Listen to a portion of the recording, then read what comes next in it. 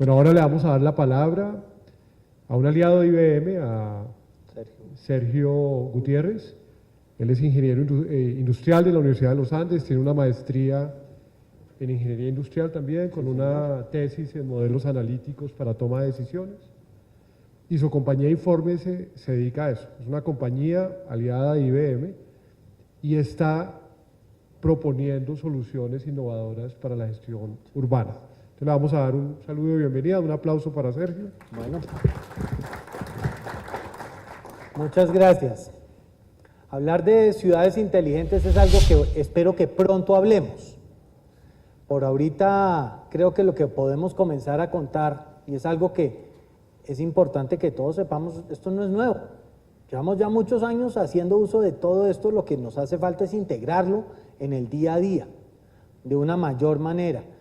Lo que quiero contarles son experiencias de diversas líneas de gobiernos, tanto distrital como nacional, de cómo utilizando los datos como elemento de apoyo vamos a poder tomar mejores decisiones.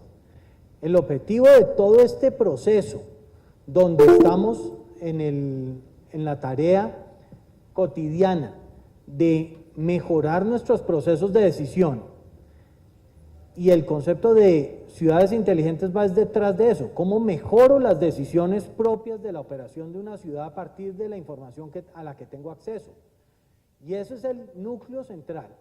Pero quiero que no lo miren como algo tan esotérico que está allá y lo podamos aterrizar a diversos casos que vienen todos, lo que vamos a estar hablando, 100% son casos colombianos, cosas que se han estado haciendo.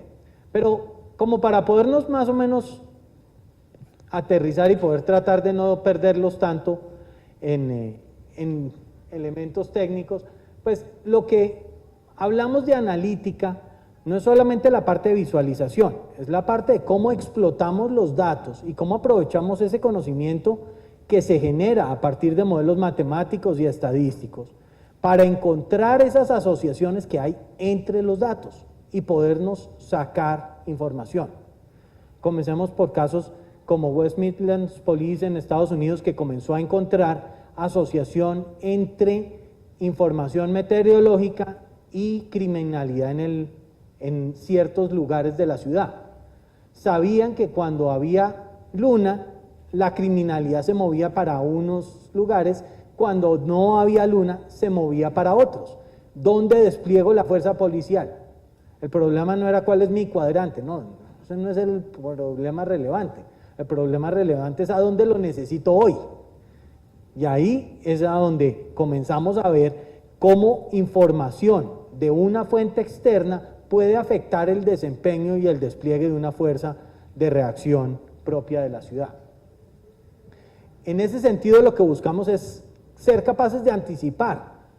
Y si bien utilizamos el término predecir, no es el término predecir de Walter Mercado.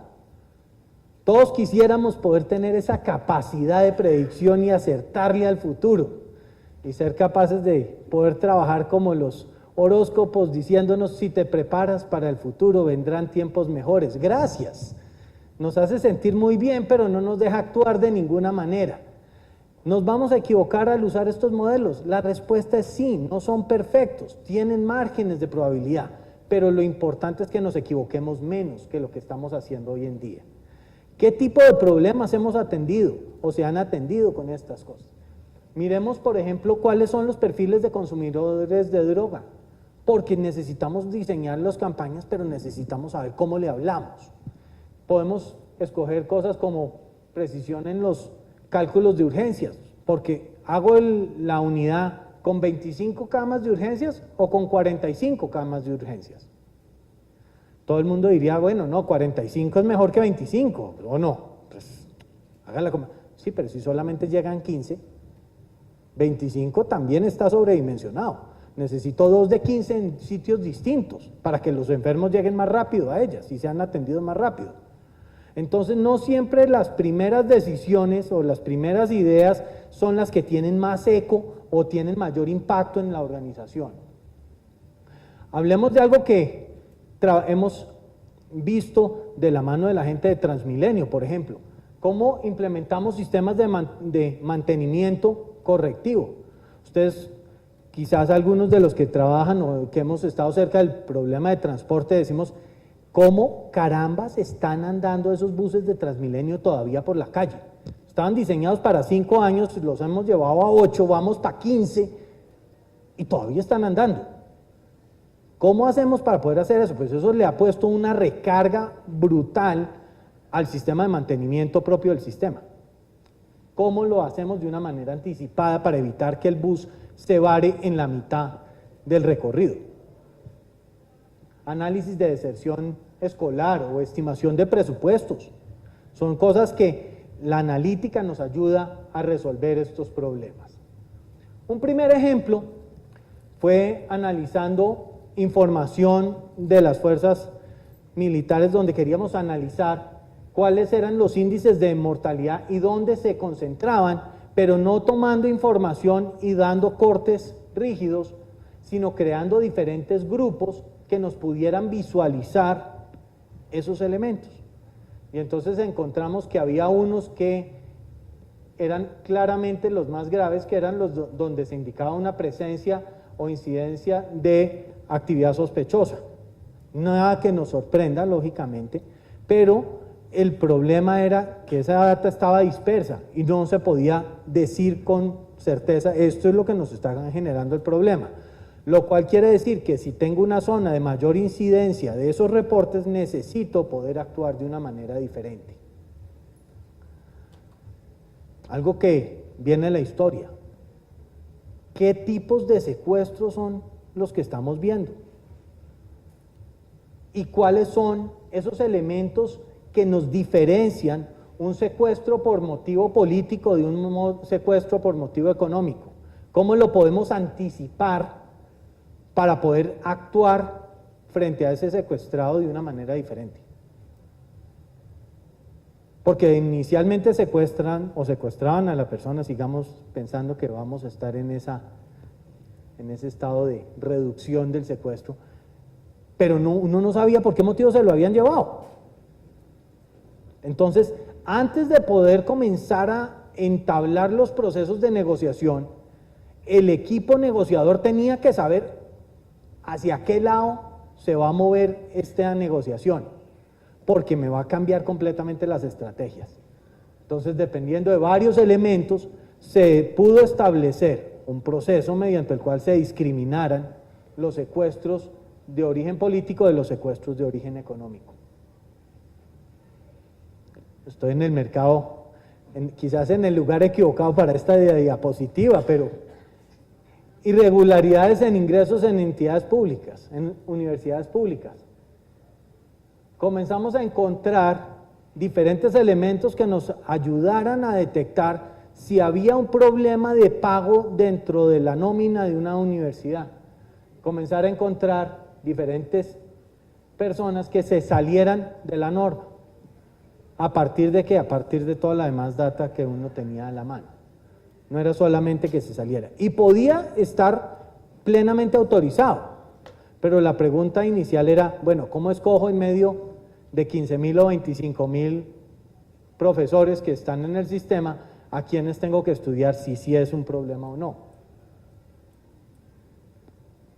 En el sector de salud, ¿cómo puedo estimar si el presupuesto que estoy ejecutando me va a alcanzar o no, dadas las tasas de utilización que estoy teniendo?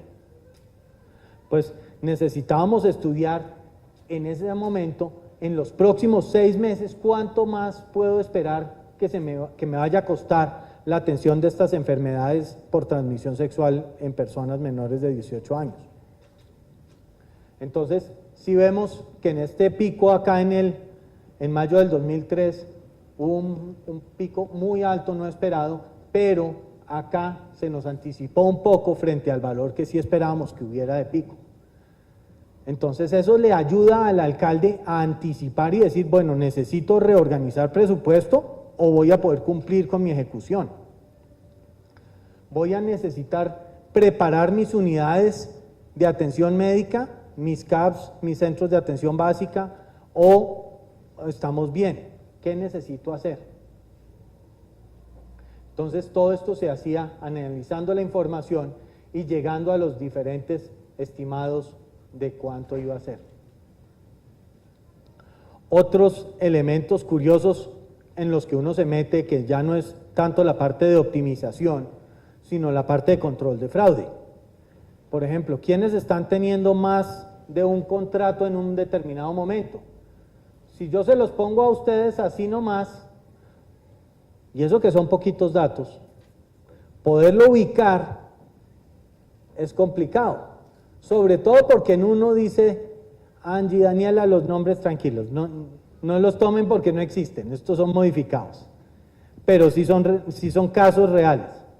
Daniela Martínez, Ángela Martínez, no le di el nombre y estaba Joseph Martínez, pero todos son los mismos datos y son estudiantes y estaban en contrato con el Estado en ese momento. Luz, Liz Michelle, Liz Hélène, lógicamente cuando los sistemas directos hacen los cruces, no hay match.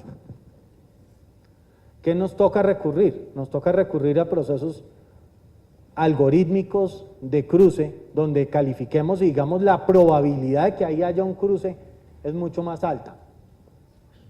Poder hacer el análisis de la información que nosotros los ciudadanos le damos al gobierno y qué es lo que estamos diciendo. Hicimos unos análisis, por ejemplo, cuando estaba explorándose la posibilidad de un cese bilateral, ¿qué estaban diciendo? Entonces se asociaba el cese bilateral con proceso de paz, se asociaba el cese bilateral con el presidente Santos, con Caguán, que se iba a volver otro Caguán, con colombianos, pero los elementos entre más gruesos quiere decir que había más menciones de ese estilo. La tecnología nos permite ir a esas fuentes no estructuradas, recogerlos, clasificarlos y comenzar a encontrar qué elementos nos comienzan a marcar mayores asociaciones para comenzar a tomar mejores decisiones. ¿Qué voy a hacer? ¿Qué voy a decir? ¿Voy a hablar de eso en los medios o no lo voy a hablar? ¿Quiero reforzar esa situación o si es un caso negativo, estoy hablando de un problema, esto nos va a causar líos, tengo que anticipar mi salir? ¿A través de qué medios vamos a comenzar a salir a contrarrestar eso? Otras entidades, sector financiero, superintendencia, está regulando el problema central que estaban teniendo, era un problema de cruce de información y que la información al cruzarla no estaba quedando limpia. Entonces, ¿cómo poder hacer un proceso de depuración de una manera rápida utilizando diferentes tipos de procesos analíticos debajo?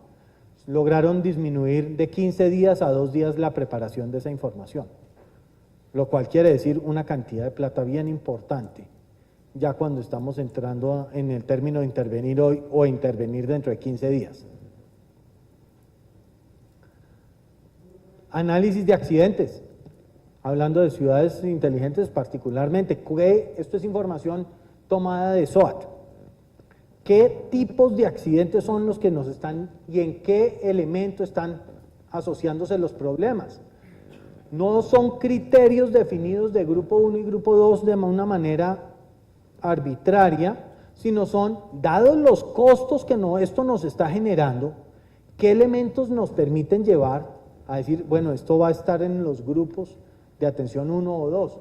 Entonces encontramos que el primer grupo era un accidente con vehículo donde principalmente había habido un choque con una moto un viernes. Esos eran los que más estaban generando problemas, lo cual también lleva a mejores acciones ya en tierra. ¿Qué voy a hacer? ¿A quiénes voy a proteger? Había otros que simplemente accidente fantasma, que por otro lado comienza a generar una alarma. ¿Cómo así que no tengo ni idea que se estrelló cómo? Se supone que esto es SOAT, o sea, se supone que hay un accidente de tránsito. ¿Cómo así que no sé qué fue lo que pasó? ¿Fue un atropellado? Entonces fueron autos o motos o qué pasó. Los domingos, ¿qué está pasando ahí? ¿Por qué están ocurriendo? Luego comenzar ya a cruzar esta información con la información georreferenciada que nos permita llegar a decir dónde están ocurriendo estos eventos, porque pueden llevarnos a sitios diferentes. Voy a saltar, y espero que no los desordene mucho mentalmente, pero quiero saltar por muchos temas. Voy a saltar a otro que es particularmente inquietante, que es el embarazo de adolescentes. Y estos son datos de acá de Bogotá. ¿Qué genera ese embarazo de adolescentes? Abuso sexual, ¿en qué momento, qué edades? ¿Cuáles eran los lugares donde se estaban dando? ¿En qué departamentos? ¿De dónde venían las personas? ¿Y cuáles eran los elementos que nos permitían comenzar a llegar a discriminar bajo qué elementos se podían dar esos eventos de una mayor o de una menor situación? Y poder llegar a clasificar los tipos de embarazos de acuerdo con la tipología en la cual estaban dando, porque uno dice vamos a atender el problema de embarazo en las adolescentes y resulta que no es el problema, son los problemas. Cada uno tiene unas estructuras diferentes, lo cual quiere decir que tengo que tomar acciones correctivas de maneras diferentes. Bueno, esta era la serie un poco de cómo afectarla. En caso de información del municipio de Medellín, ¿cómo tomamos esa información que nos permiten detectar los mismos sistemas y comenzar a visualizarla y anticiparla en los sistemas georreferenciados para poder redirigir las fuerzas de atención policial? ¿Cómo redirijo la policía para que esté pendiente en qué momento, en qué lugar? ¿Cuáles eran las edades de las personas? ¿Bajo a qué tipos de personas tiene más sentido que estemos pendientes? ¿Y en dónde?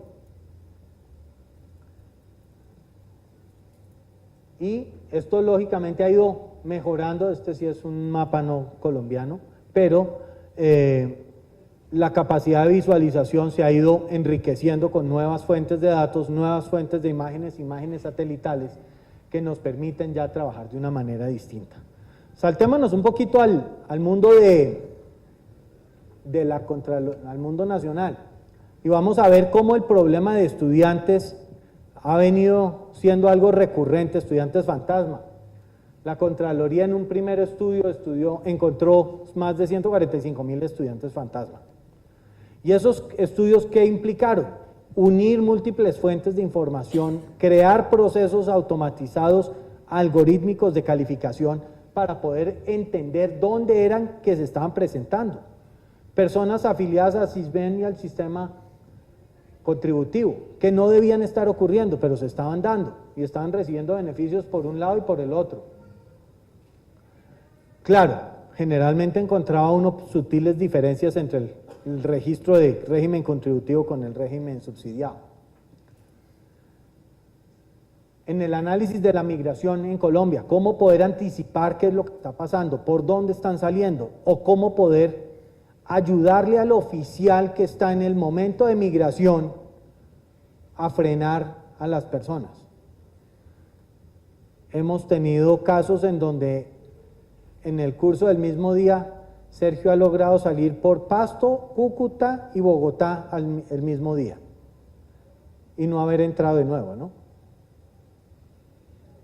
Claro, cuando comenzaron a darse cuenta de esas cosas, comenzaron a hacer unos procesos adicionales que se implementan para afectar el momento en el cual yo meto mi pasaporte en el momento de migración, para comenzar a entender qué está pasando. Todo eso implica ir migrando de lo que es el análisis de datos puro a información no estructurada. Todo esto que está viniendo de Big Data lo único que nos va a traer es mucha más información no estructurada. Y eso nos pone tanto al sector académico como al sector comercial y al sector de consultoría en unos retos grandísimos, y es cómo vamos a cambiar nuestros procesos y nuestros algoritmos de análisis de esa información para ser capaces de reconocer esta nueva fuente de datos. ¿Cómo podemos encontrar esas asociaciones entre lo que nos están diciendo por Twitter, lo que están diciendo en Facebook, lo que están diciendo en redes sociales, lo que están diciendo en quejas y reclamos, lo que llaman por el call center de quejas, que normalmente el problema central es que yo tengo 150 o 1.500 agentes de call center y tengo 2 analistas. ¿A qué horas pretendemos que los pobres 2 analistas sean capaces de leer o entender todo lo que los otros 1500 están generando?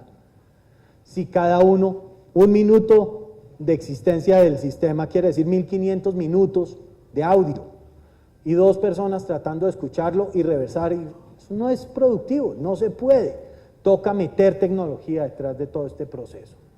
Y ese análisis de texto y redes sociales es el que permite extraer los conceptos, categorizar la información para poder extraer qué es lo que nos está interesando.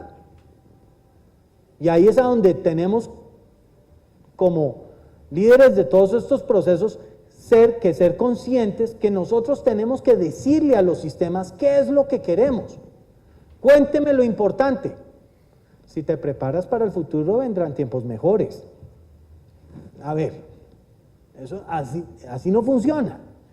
Tenemos que decirle al sistema qué es lo que es importante en este momento para nosotros, para poder trabajar sobre eso y para que él sepa dirigir cómo hacer el proceso y poder obtener mejores resultados.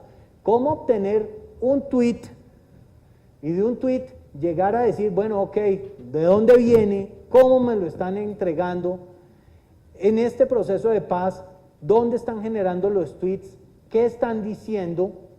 ¿Cómo lo están afectando? Pensémoslo desde el punto de vista del alcalde en este momento. ¿Qué están diciendo del alcalde? ¿Qué estamos diciendo a los ciudadanos del proceso de él como alcalde? ¿Cómo lo vamos a afectar? ¿Dónde me lo están diciendo? ¿Qué elementos están diciendo positivos y negativos?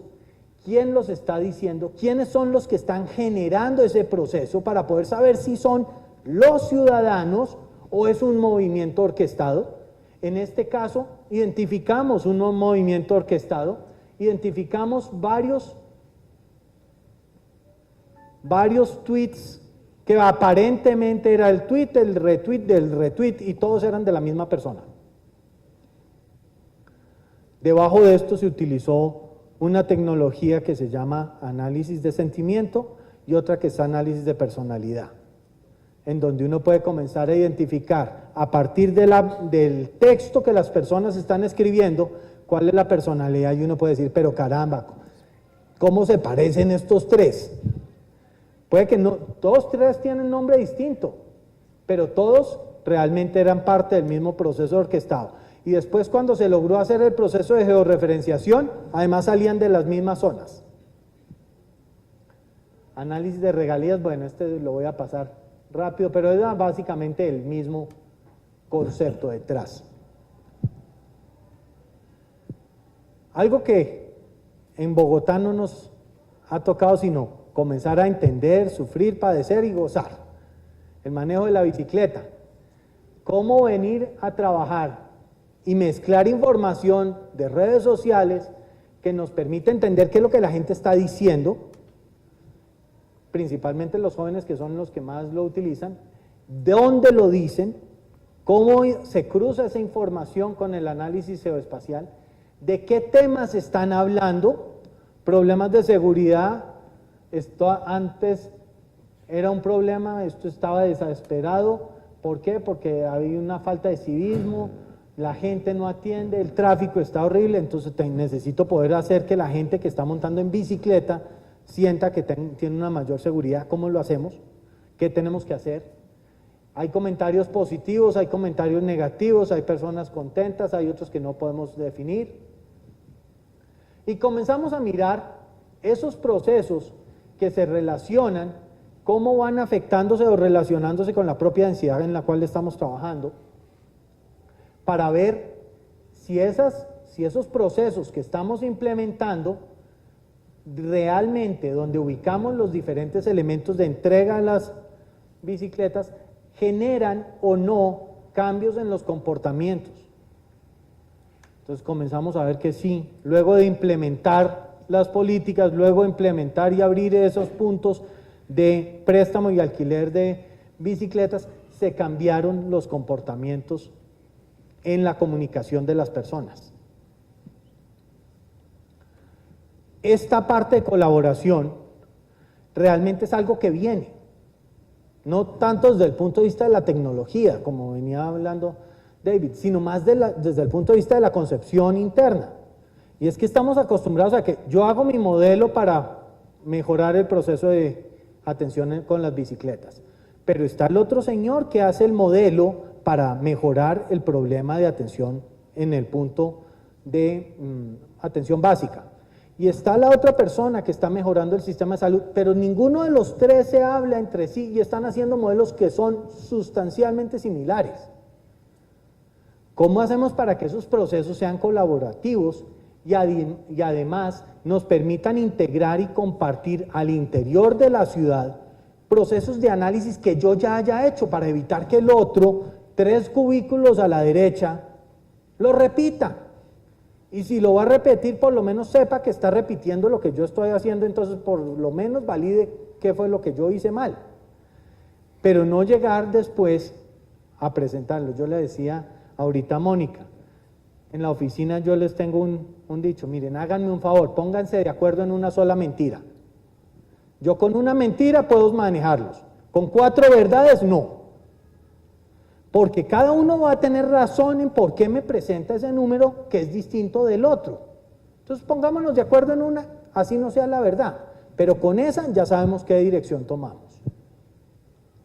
¿Cómo administramos esos modelos? Porque esos modelos no son solamente unos elementos que debemos dejar por allá escondidos, no, esos son activos, son cosas que nos ayudan a mejorar la productividad y la operatividad de la ciudad. ¿Cómo hacemos para saber que no nos están modificando esos modelos? ¿Qué tal un modelo de automatización de semáforos donde alguien entre por debajo y lo cambie?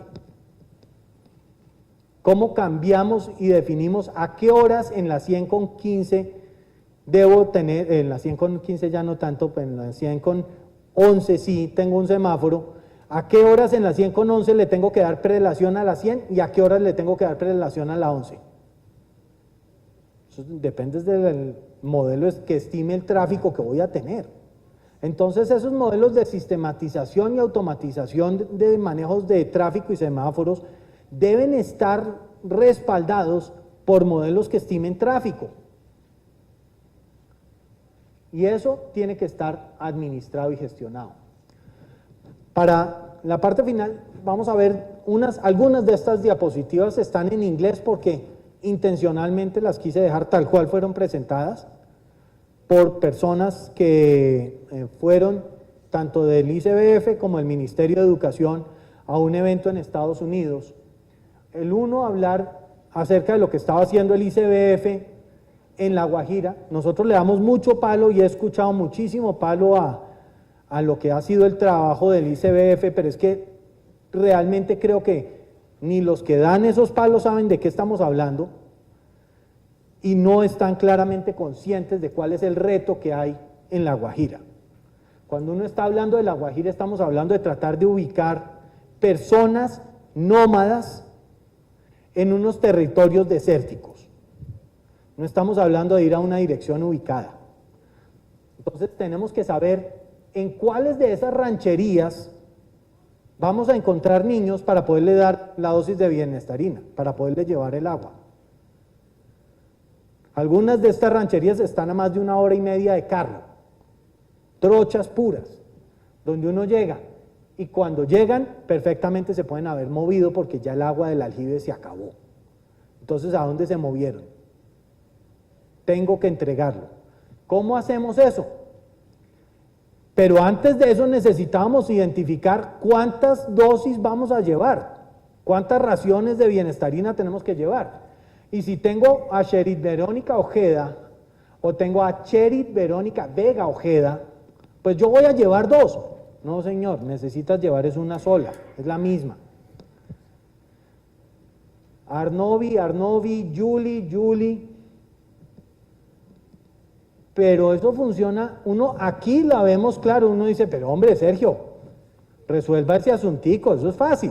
Sí, pero cuando estoy hablando de 38.000 o 54.000 líneas de esas, la probabilidad que el ojo se canse es muy alta. Y la probabilidad que los dos no estén alineados, porque este está con la C y este está con la S, de aquí a que yo me acuerde que yo ya vi una Cherit, eso no va a ocurrir. Toca utilizar tecnología para poder hacer ese proceso. Primeros problemas que comenzamos a detectar de la mano del ICBF. Realmente hay unas zonas grandes de La Guajira donde no vale la pena ni siquiera repartirnos, ahí no están los niños. Hay que hacer otros procesos de depuración de datos. Tenemos unas lindas rancherías en aguas adentro. ¿Quién se iba a dar cuenta si no hubiéramos utilizado técnica georreferenciada para poner esa posición en el mapa y darnos cuenta, ups, esto está en el agua? Creo que tenemos un problema de datos. Pero, ¿cuál fue el resultado? De poder estimar a dónde eran esas rancherías, cuál era el posible siguiente punto de movimiento de esa ranchería. Pues sí se pudieron atender más de 51,000 niños y adolescentes en ese proceso en 12,000 familias. Se lograron repartir 18,000 raciones, 4,200,000 unidades de bienestar y en 35,000 niños atendidos. Hombre, sí, se nos mueren otros 4, no queremos que se nos mueran otros 4, pero creo que estamos haciendo una tarea importante de cómo atender a esos niños. Y claro, necesitamos corregirlo. Ministerio de Educación, bajo su modelo de gestión descentralizada, comienza a pagar los subsidios a las escuelas, a los colegios, integra información de las diferentes fuentes para poder comenzar a depurar sus bases de cuántos niños realmente tenemos en este proceso. Necesitamos verificar la veracidad de la data, la consistencia y la completitud de la misma antes de poder comenzar a emitir los procesos. Y esos procesos implican crítica de los datos, imputación de valores, en algunos casos toca estimarlos, cuántos pueden ser y qué elementos tenemos para poder comenzar a mejorar esos procesos de tratamiento de los procesos de auditoría. Esto era lo primero que ellos montaban, cómo al implementar los procesos de auditoría mediante estos tipos de algoritmos, bajamos los errores del 12, 16, 13% al 1.8, al 5.4%. 5.4 volvió a ser un número importante de atender. Entonces, bajo esos lineamientos, ¿qué se buscó hacer? Implementar procesos que depuraran la calidad de la información, que nos permitieran identificar o que le permitieran al Ministerio de Educación identificar dónde había posibilidades de identidades duplicadas, dónde había modelos que pudieran presentar diferencias en la evolución de los colegios y dónde podíamos llegar a encontrar los elementos y comenzar a encontrar qué es lo que estaban hablando en los medios y en las redes acerca de lo que se estaba presentando. Integrando toda esta información, aplicando los procesos analíticos debajo y comenzar a divulgar la información, fue donde vino, yo digo, uno de los puntos más importantes o digamos que felices de toda esta carrera y todo este esfuerzo de tantos años. Pero me di cuenta de algo que si se lo presento aquí con nuestros amigos de los medios de comunicación de golpe dirían que esto es algo muy malo. En el año 2010 se anunció la implementación de sistemas de auditoría. En ese mismo momento pasamos de 9,400,000 estudiantes registrados en primaria a 9,300,000, solamente anunciando. Pero tan pronto como implementamos los modelos analíticos dentro del ministerio, generamos un efecto adverso, negativo, perverso. Generamos la deserción de más o menos 500,000 estudiantes. La estadística es mala para el sistema educativo, definitivamente. Claro, cuando uno voltea a mirar qué fue lo que pasó, 560,000 estudiantes que nunca existían. El chistecito, ¿cuánto impactó en el sistema, en los números propios del Ministerio de Educación? 360 millones de dólares al año que se le quitaron a la corrupción. directo. Y ahí sí es cierto, sin un solo tiro. Logramos hacer eso simplemente dándole al Ministerio de Educación herramientas para que pudieran analizar los datos y tomaran decisiones. ¿Eso qué implicó? Implicó también un esfuerzo de parte física del ministerio de montar unos equipos de auditoría donde decían, ok, Sergio Mario y Sergio María, el uno en Pitalito, el otro aquí en Bogotá. No, son dos, mire, hagamos una cosa, 11 de la mañana, usted en Pitalito, yo en Bogotá. Sergio Mario, Sergio María, no, listo, no hay ningún problema. Sherid y Sherid. ¿Dónde está Sherid? No, está enferma. Está enferma, camine, venga a ver dónde está enferma, vamos y la llevamos al centro de salud. Esto ha terminado en procesos penales, tanto para secretarios de educación como para rectores de colegios. Y el ministerio ha logrado liberar 360 millones de dólares al año de su presupuesto para poderlos asignar adecuadamente. Esto nos lleva a lo que Tom Davenport, una persona que ha trabajado mucho en todos estos temas, nos dice, mire, vivimos en un mundo inundado de datos, datos es lo que hay. Los datos se están expandiendo a una velocidad asombrosa y tendremos más datos todo el tiempo. Pero si no podemos convertir esos datos en una mejor toma de decisiones a través del análisis cuantitativo, los dos estamos desperdiciando de los datos y posiblemente la creación de un rendimiento óptimo. Creo que eso realmente es lo que nos tiene detrás de unas ciudades más inteligentes. Es cómo vamos a ser capaces de aprovechar toda esa data que hay. Ya está. Cojan Waze, cojan Twitter, cojan datos, busquen en Google, pidan bases de datos, tomen los registros médicos. Eso está. Lo único que hace falta es que las ciudades seamos capaces de ser más inteligentes. Pero aquí se los llevo a un último punto en donde quizás estoy en cierto nivel de desacuerdo con la frase de mercadeo de ciudades inteligentes. Yo no quiero ciudades más inteligentes. La ciudad no va a ser más inteligente nunca. Los que podemos ser más inteligentes somos los seres humanos que estamos detrás del manejo de esas ciudades. ¿Y cómo vamos a usar nosotros esas piezas de información para tomar mejores decisiones y decisiones más inteligentes nosotros? Y no pretender que eso es un elemento etéreo que está allá detrás. Es que hagamos nosotros con esto para hacer nosotros el proceso de toma de mejores decisiones. En eso es lo que yo sí creo que viene un futuro bien interesante para poder aprovechar toda esta tecnología que hoy en día está disponible de satélites, datos, radio, físico, número, lo que ustedes quieran. Eso era lo que les quería contar. Pues yo creo que un aplauso para el doctor Sergio.